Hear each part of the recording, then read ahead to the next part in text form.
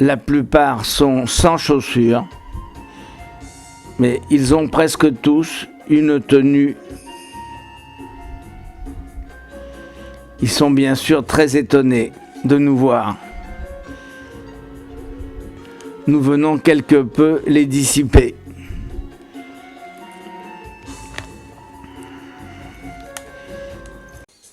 Ce sera d'abord l'appel.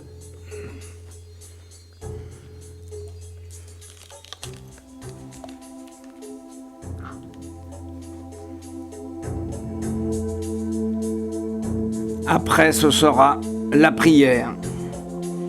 Et puis enfin, le chant de l'hymne national.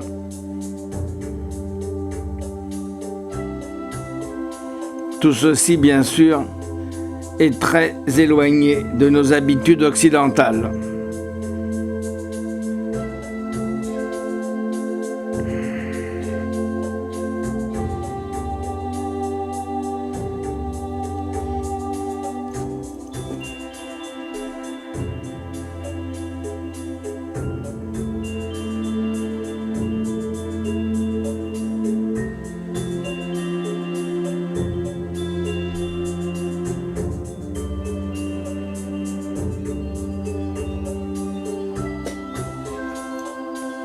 Et voilà, ils regagnent leur classe. Ils sont assis par terre, à même le sol.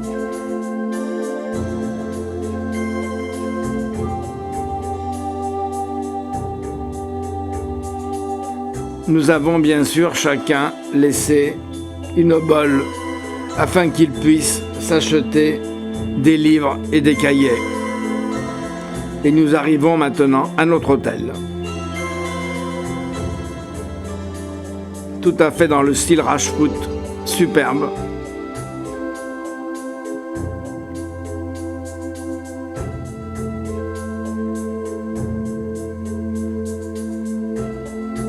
Nous avons mis près de 8 heures à faire les 295 km. Et nous montons vers le fort de Jodhpur, la ville bleue.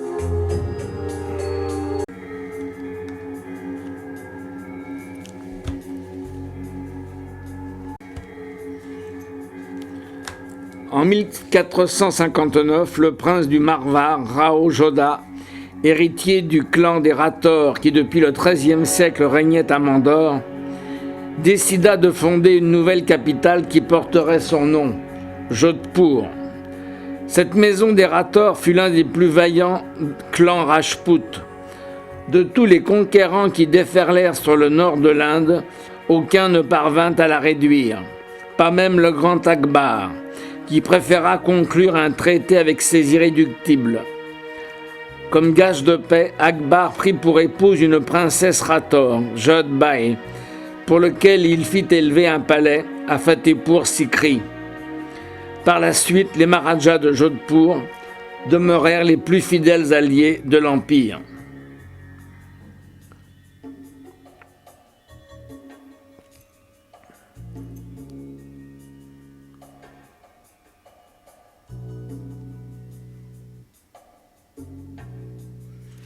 Nous visitons pour l'instant la forteresse de Jaswantanda. C'est un mausolée blanc superbe qui fut construit sur le lieu où fut incinéré le Maharaja Jaswant Singh II en 1889. Nous avons une vue générale sur Jodhpur, superbe.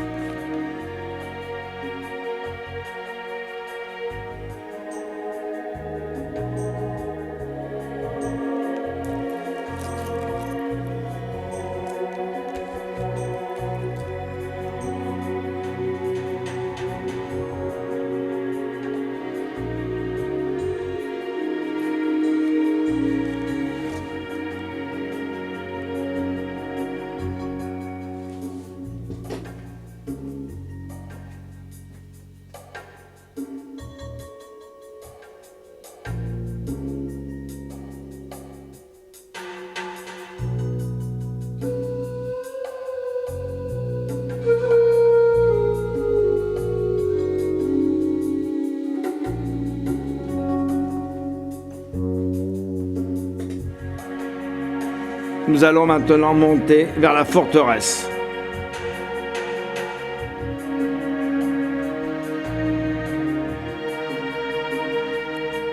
Et le lendemain matin, très tôt, nous prenons la route de Ranakpur.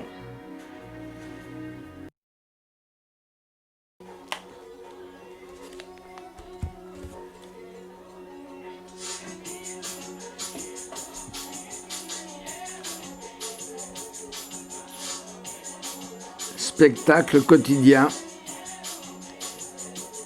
Maintenant, nous nous arrêtons dans une fabrique de tapis. Ils sont comme toujours très beaux, très colorés. Je crois d'ailleurs que Monique n'a pas résisté et en a ramené un petit. Enfin, pas trop petit.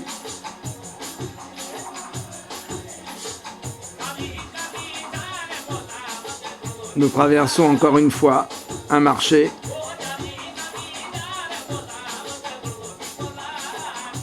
Spectacle toujours très vivant, très coloré. Et nous nous arrêtons maintenant dans une fabrique de sari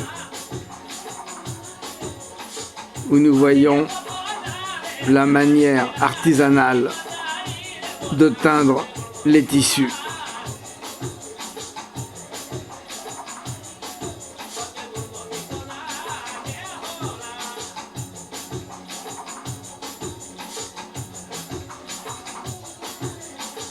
Leur savoir-faire est assez impressionnant.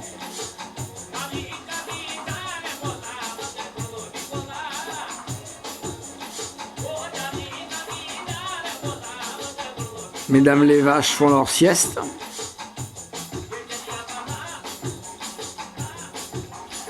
On essaie de réparer tant bien que mal un moteur qui a eu quelques ennuis.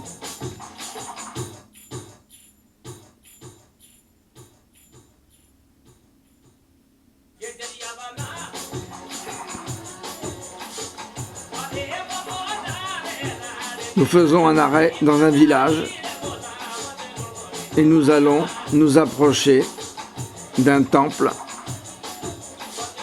accueilli par des charmants sourires.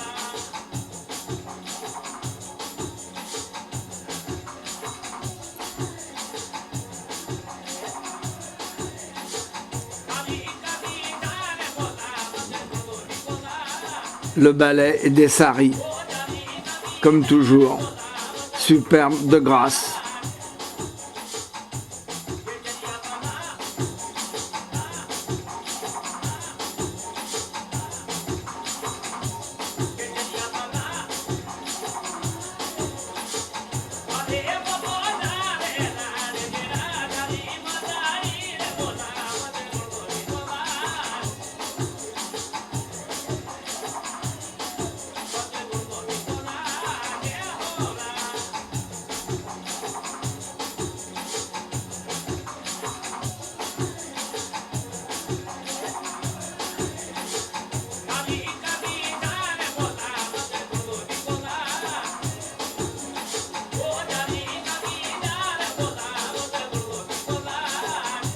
Nous reprenons la route.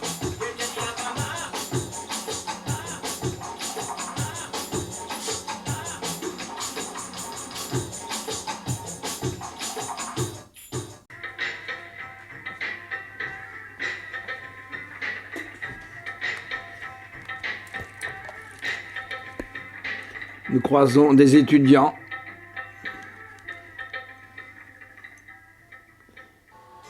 Et soudain, un spectacle étonnant, en plein milieu de la route. Un troupeau qui occupe toute la place. On s'arrête.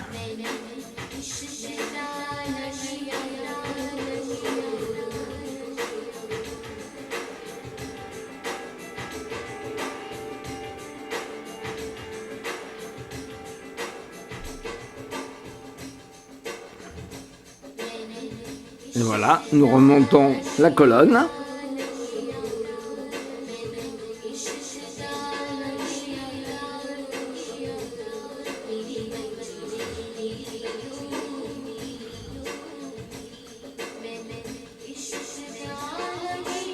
Nous prenons un chemin de traverse car il y a des travaux, comme presque toujours sur les routes du Rajasthan. Et nous arrivons enfin à notre hôtel. Encore une fois, après 6 heures de route, très dure, très longue, très mauvaise. Mais la récompense est au bout. Nous avons comme toujours une superbe chambre avec un lit suspendu dont il faudra qu'on demande le mode d'emploi.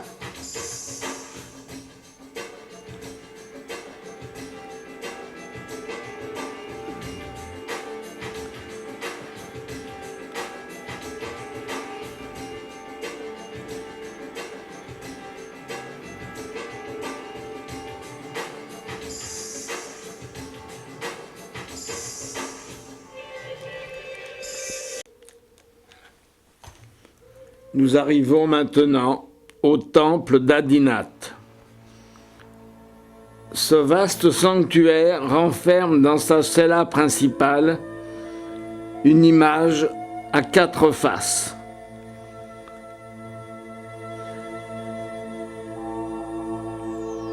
Du côté du porche principal par lequel nous entrons, le hall ouvert se signale à l'attention par une toiture pyramidale reposant sur 16 colonnes qui supportent une coupole.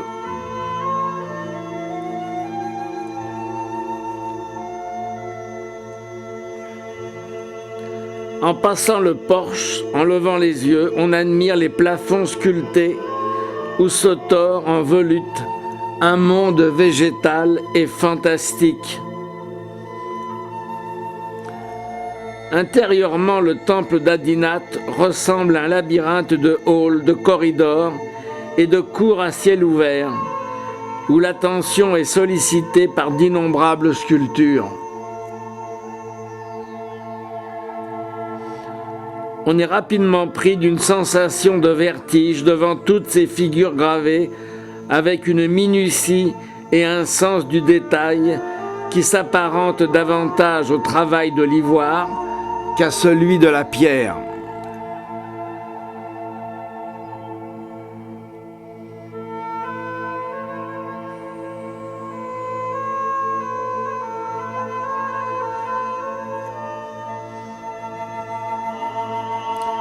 On observe quelques-uns des 420 piliers aux arcs festonnés en motifs en S qui montrent de délicats filigranes de pierre dignes d'un orfèvre, qui, comme des chasses, emprisonnent la minuscule statuette d'un ascète jain arrivé au suprême état de sagesse.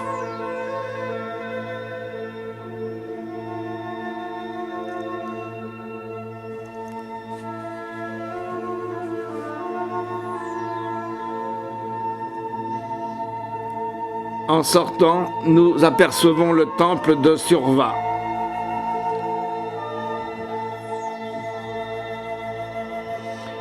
Il est attribué à Surya, le dieu du soleil de la mythologie védique.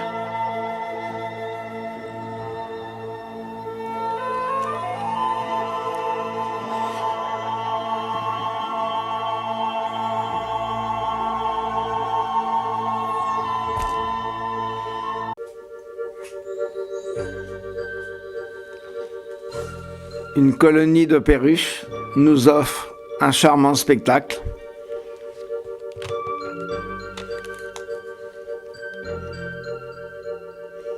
Dernier regard sur ce magnifique temple jain.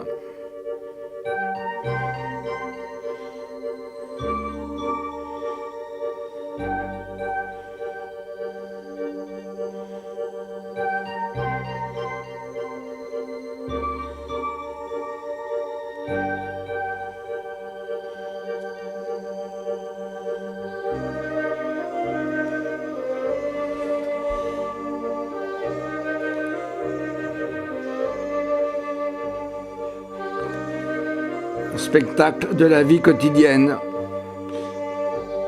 Une femme rajpoute qui va quérir de l'eau à la rivière.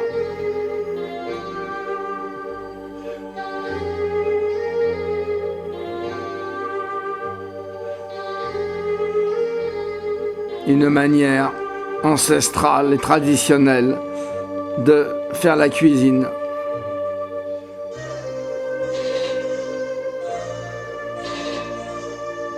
Un tableau de ce berger accompagnant son troupeau de chèvres.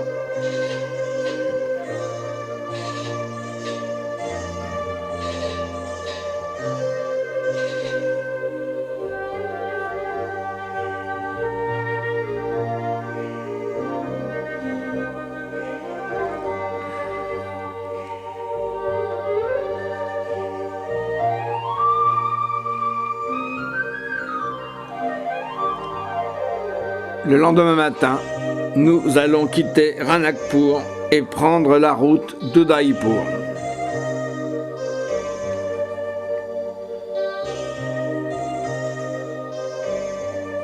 Encore une fois, nous nous levons avec le soleil et nous allons partir très tôt. Une longue route nous attend.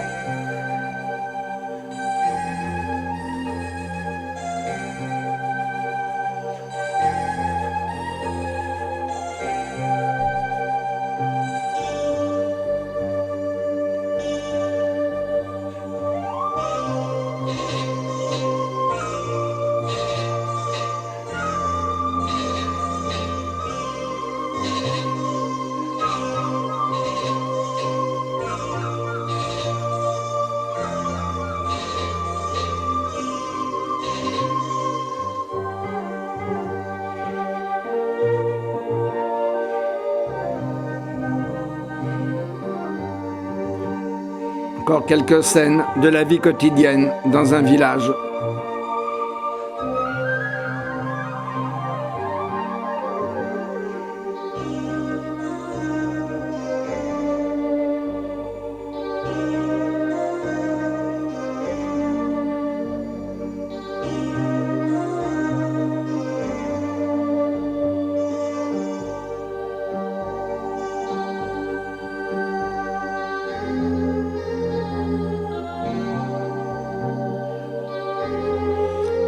Et soudain, sortis de la nuit des temps, nous apercevons une noria.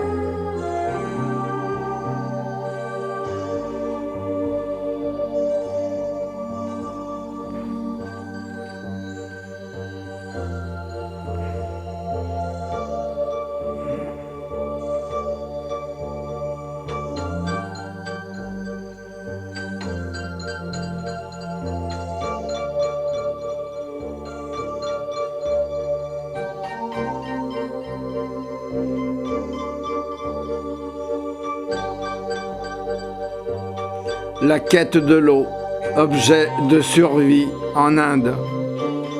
L'eau magnifiée comme un dieu. Et tous les ans, l'attente de la mousson qui est espérée comme un miracle de vie et de survie.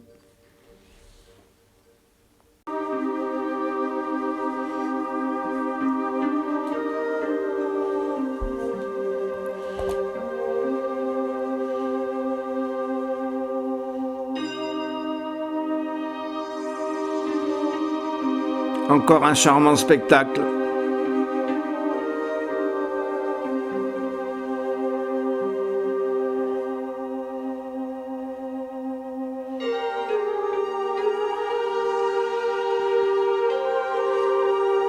On a un superbe berger Rajput dans sa tenue traditionnelle.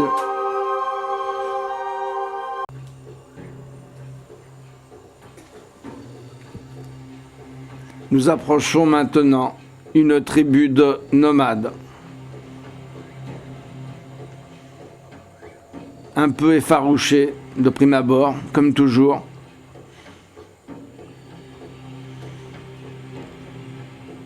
Et avec beaucoup de tact, nous nous approchons. Nous leur faisons des signes d'amitié. Et bientôt, ils se détendent et se laissent volontiers photographier.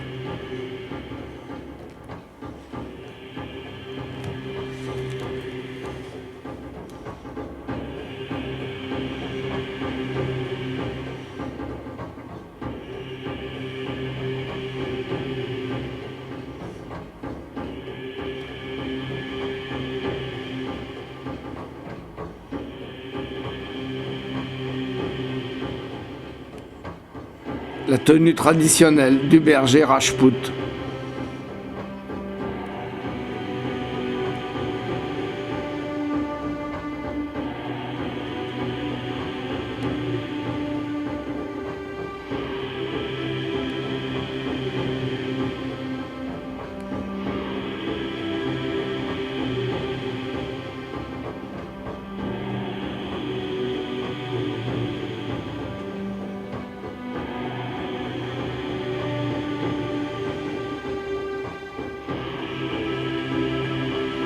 Encore une fois, distribution de menus cadeaux pour les remercier de leur hospitalité.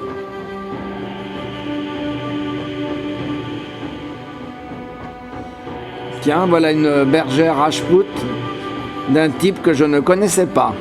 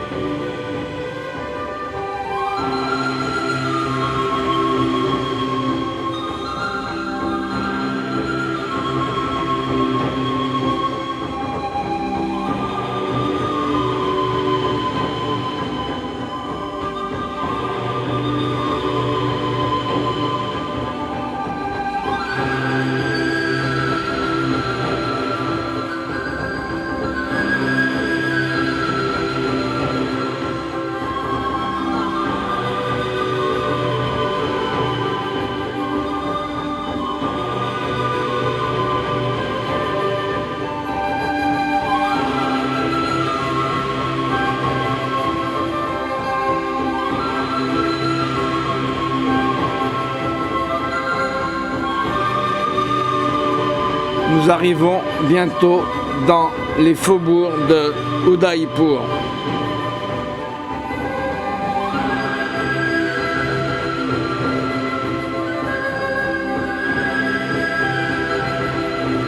Et voici le lac Palace. Spectacle superbe avec notre hôtel, ancien palais de Maharaja, situé au milieu du lac, où nous allons passer la nuit.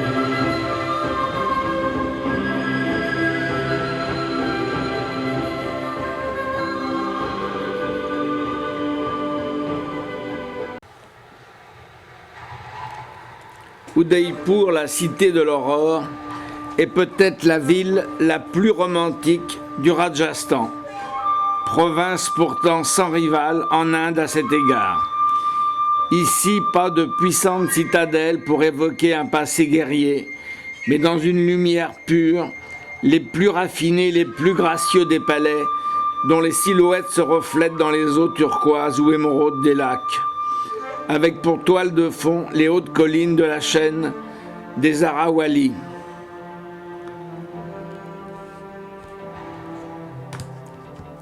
Nous arrivons maintenant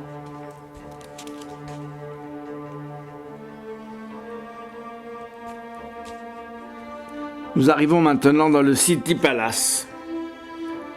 D'une longueur de près de 500 mètres, le palais forme un immense dédale de halls, de salons, d'escaliers, de cours et de jardins, de terrasses et de kiosques.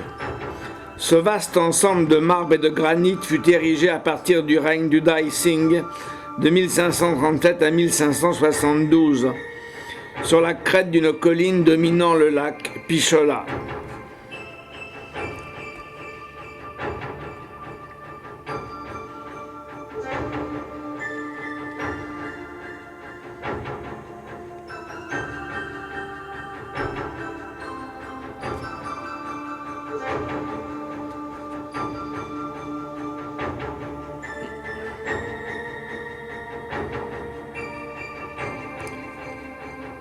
Nous pénétrons dans la cour des pans, rutilante de mosaïques de verre colorés et de miroirs. Le Bari Mahal, le jardin ajouté par Amar Singh dans le style de ceux des palais moghols. Nous avons une vue superbe depuis le palais sur les toits d'Udaipur.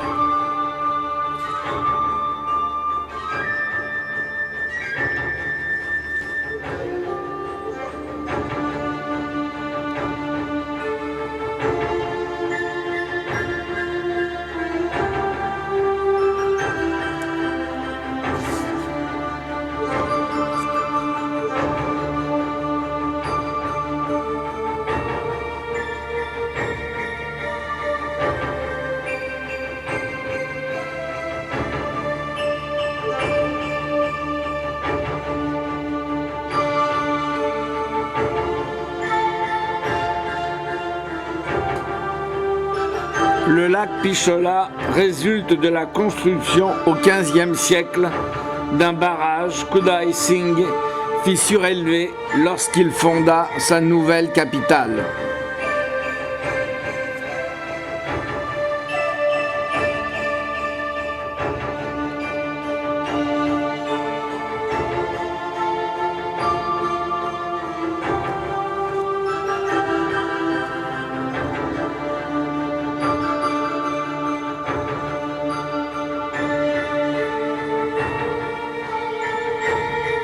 Nous allons maintenant rejoindre l'embarcadère et nous allons maintenant découvrir notre hôtel. Après ces heures de route poussiéreuses et extrêmement fatigantes, nous sommes émerveillés de découvrir pareil spectacle. Qui plus est, comme nous sommes légèrement en altitude, la température y est fort agréable.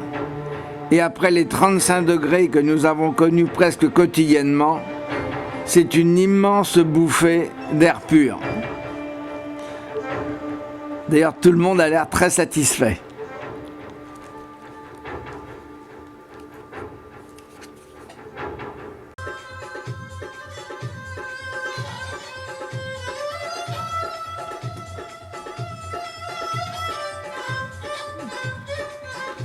Depuis l'hôtel où nous arrivons, nous avons une vue splendide sur le palais.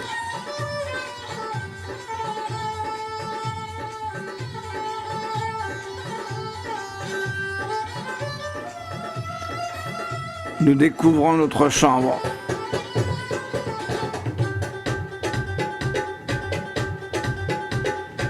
Superbement décorée.